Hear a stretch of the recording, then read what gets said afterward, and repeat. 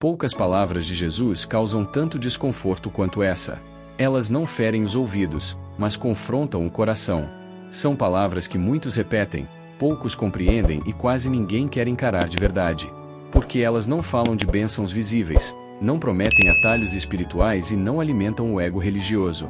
Pelo contrário, elas expõem quem realmente governa a vida quando ninguém está olhando. Talvez você já tenha ouvido esse chamado inúmeras vezes. Talvez até tenha concordado com ele em algum momento. Mas existe uma diferença profunda entre ouvir e permitir que essas palavras nos atravessem. Jesus nunca chamou pessoas para apenas admirá-lo. Ele chamou pessoas para segui-lo. E esse chamado sempre teve um custo. Vivemos em uma época em que a fé foi moldada para ser confortável. Uma fé que se encaixa na rotina, que não confronta escolhas, que não exige renúncia. Mas o Evangelho nunca foi sobre conforto. Sempre foi sobre transformação. E transformação começa quando algo dentro de nós precisa morrer para que algo maior viva. Hoje, essa reflexão não é para quem busca uma mensagem leve. É para quem sente que existe algo desalinhado no coração. Para quem percebe que segue Jesus, mas ainda tenta manter o controle. Para quem deseja mais de Deus, mas luta para abrir mão de si mesmo. Talvez você descubra que o chamado de Jesus não é um convite simbólico, mas um processo real de redefinição de identidade. Um caminho silencioso, profundo e muitas vezes solitário.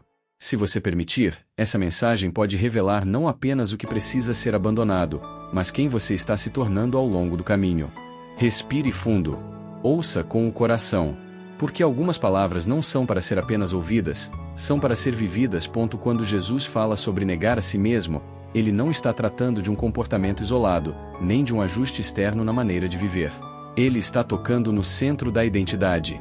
Negar a si mesmo é reconhecer que o eu não pode continuar ocupando o trono do coração. É admitir que desejos, planos e vontades pessoais não podem governar a vida acima da vontade de Deus. Esse chamado foi feito em um contexto onde muitos seguiam Jesus por admiração, curiosidade ou expectativa de benefícios. Havia milagres, autoridade e palavras que encantavam. Mas Jesus sabia que nem todos estavam dispostos a pagar o preço do discipulado. Por isso, ele não suaviza o convite. Ele deixa claro que segui-lo exige uma reorganização completa das prioridades. Negar a si mesmo não é se anular, nem desprezar a própria existência. É abrir mão do direito de ser o próprio Senhor. É permitir que Deus redefina o que tem valor, o que conduz decisões e o que sustenta a fé quando o entusiasmo desaparece. O chamado de Jesus confronta diretamente a cultura do conforto. Uma cultura que ensina a preservar o ego, satisfazer desejos e evitar qualquer tipo de perda. Dentro desse cenário, negar a si mesmo soa quase ofensivo, porque vai na direção oposta do que aprendemos a buscar. Jesus não chama para proteger o eu, ele chama para rendê-lo. Muitos desejam os benefícios da fé, mas resistem ao processo que ela exige. Querem paz sem rendição, propósito sem renúncia, transformação sem mudança interior. Tentam seguir Jesus sem permitir que ele desorganize aquilo que foi construído sobre controle, orgulho e autossuficiência.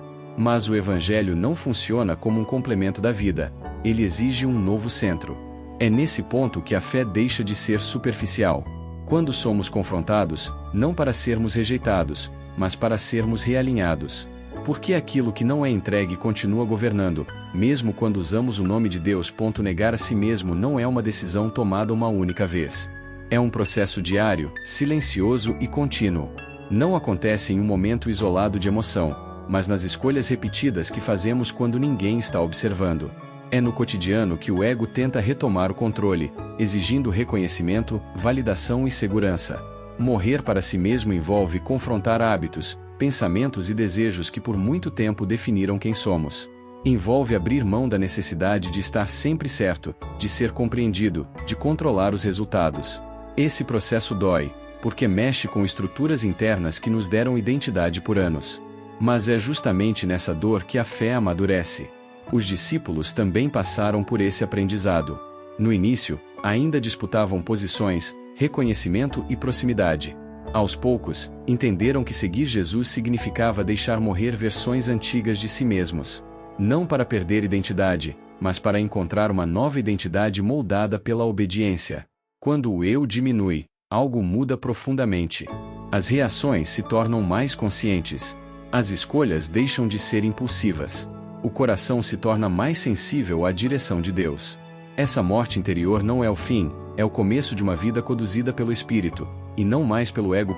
Depois de falar sobre negar a si mesmo, Jesus leva o chamado a um ponto ainda mais profundo: tomar a cruz. Essa não é uma imagem simbólica ou confortável. No tempo de Jesus, a cruz representava a morte, vergonha pública e perda total de controle. Ao usar essa figura, ele deixa claro que o discipulado envolve escolhas visíveis e um compromisso real. Tomar a cruz não é um evento isolado, é uma postura contínua. É aceitar que seguir Jesus implica abrir mão de expectativas, direitos pessoais e da necessidade de autopreservação. A cruz expõe aquilo que preferimos esconder. Ela nos coloca em uma posição de dependência, onde não há espaço para o ego governar. Esse ponto separa admiradores de discípulos. Muitos se emocionam com as palavras de Jesus, mas recuam quando percebem que o caminho envolve renúncia. A cruz desconstrói a ideia de um reino baseado em reconhecimento humano. Ela revela que o caminho de Deus não é construído pela força, mas pela entrega. Carregar a cruz também significa permanecer fiel quando não há aplausos. Quando a obediência passa despercebida. Quando seguir Jesus exige silêncio, perda e incompreensão. É nesse lugar que a fé se torna genuína, não porque é vista, mas porque é vivida. Tomar a cruz não se limita a grandes decisões ou momentos extremos. Ela se manifesta nas escolhas diárias que exigem renúncia do ego.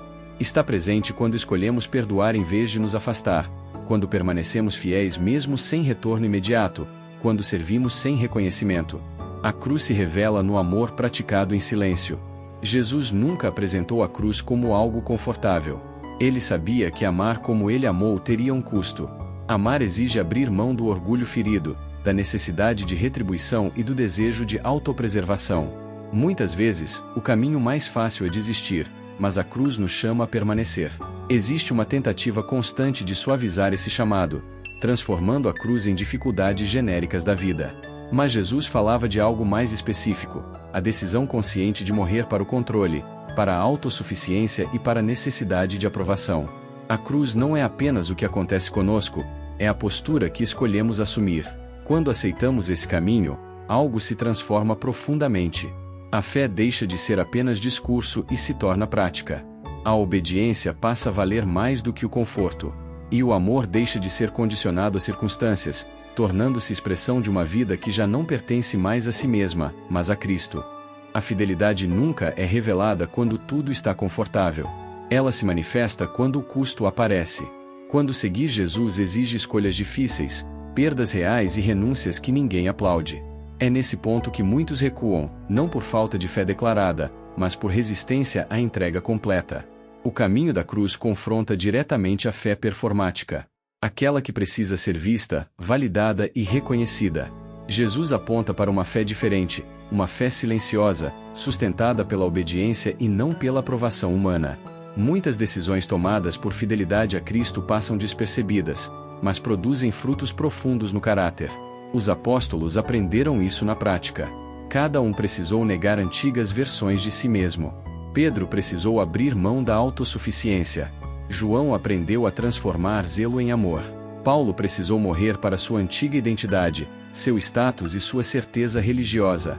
Antes de viverem plenamente o chamado, todos passaram por uma morte interior. Essa fidelidade silenciosa redefine sucesso. Sucesso deixa de ser reconhecimento público e passa a ser permanência. Permanecer fiel quando ninguém vê. Permanecer obediente quando não há retorno imediato. Permanecer firme quando a única confirmação vem da consciência alinhada com Deus. É nesse lugar que a fé se torna madura e verdadeira. Depois de negar a si mesmo e aceitar a cruz, surge uma pergunta inevitável: quem governa o coração quando ninguém está observando? Essa disputa não acontece apenas em grandes decisões, mas nas escolhas pequenas, silenciosas e repetidas do dia a dia. É ali que se revela quem está no controle, o ego ou Cristo. Muitos acreditam que seguir Jesus significa apenas concordar com seus ensinamentos. Mas seguir, no sentido mais profundo, é permitir que ele conduza o ritmo, a direção e as prioridades da vida. Isso exige sensibilidade espiritual, humildade e confiança.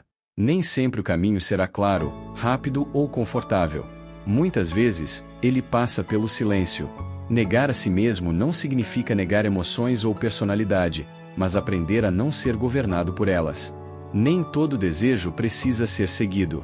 Nem toda opinião precisa ser defendida. Nem toda vontade precisa ser satisfeita. Essa consciência só se torna possível quando o eu deixa de ocupar o centro. Nesse ponto, a fé deixa de ser teórica e se torna existencial. A pergunta já não é mais o que eu quero, mas quem eu estou disposto a seguir. E essa resposta molda toda a caminhada espiritual, mesmo quando ninguém vê. Depois de falar sobre negar a si mesmo e tomar a cruz, Jesus revela algo ainda mais profundo. Existe uma disputa silenciosa acontecendo dentro de cada coração. De um lado, o desejo de seguir a própria vontade. Do outro, o convite constante para confiar na vontade de Deus. Essa disputa não é visível para as pessoas, mas é claramente percebida no interior. Ela acontece nas decisões que ninguém aplaude, nos pensamentos que não são ditos, nas reações que escolhemos controlar ou liberar. Muitas vezes, acreditamos que fé se resume a grandes atos, mas Jesus aponta para algo mais íntimo: quem governa quando ninguém está olhando. Negar a si mesmo significa reconhecer que nem tudo o que queremos nos conduz à vida. Nem todo desejo precisa ser seguido. Nem toda opinião precisa ser defendida. Nem toda reação precisa ser expressa. Essa consciência não aprisiona, ela liberta. Mas só se torna possível quando o ego deixa de comandar. Nesse ponto, a fé deixa de ser discurso e se torna escolha. Escolha de obedecer mesmo quando não há clareza total. Escolha de confiar mesmo quando o controle parece mais seguro. É nessa disputa invisível que a maturidade espiritual nasce, não no barulho, mas no silêncio do coração rendido.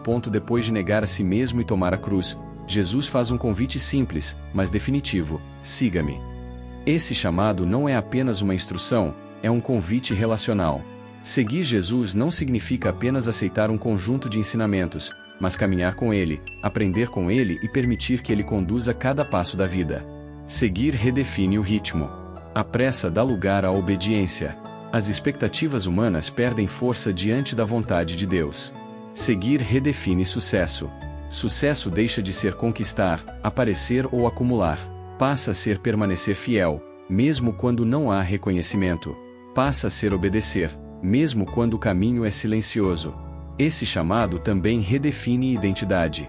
Nossa identidade deixa de estar baseada no que fazemos, no que temos ou no que os outros dizem. Ela passa a ser construída no caminho, em cada decisão em que escolhemos confiar mais do que controlar. Negar a si mesmo, tomar a cruz e seguir Jesus não são etapas separadas, são escolhas diárias. Talvez hoje você perceba que sua fé precisa de realinhamento. Reconhecer isso não é fracasso, é início. Jesus não chama pessoas prontas, chama pessoas dispostas. Dispostas a deixar o eu sair do centro para que Cristo ocupe o lugar que sempre foi dele. Se essa mensagem falou com o seu coração, não ignore esse momento. Às vezes, Deus não fala alto, Ele fala fundo. Escreva nos comentários: o que você sente que precisa negar hoje para seguir Jesus com mais profundidade? Seu testemunho pode ser exatamente a confirmação que outra pessoa está pedindo em silêncio. Deixe seu like para que essa mensagem alcance mais vidas que estão buscando direção, descanso e verdade em meio a tantas vozes. Compartilhe este vídeo com alguém que precisa ouvir esse chamado, mesmo que ainda não saiba disso. E se você deseja continuar caminhando com fé, consciência e profundidade, inscreva-se no canal Voz da Verdade. Aqui, não buscamos uma fé barulhenta, mas uma fé viva, obediente e transformadora. Todos os dias, refletimos sobre os ensinamentos de Jesus não apenas para entender, mas para viver. Ative o sino para não perder as próximas mensagens. Em meio ao barulho do mundo, Deus ainda fala no silêncio.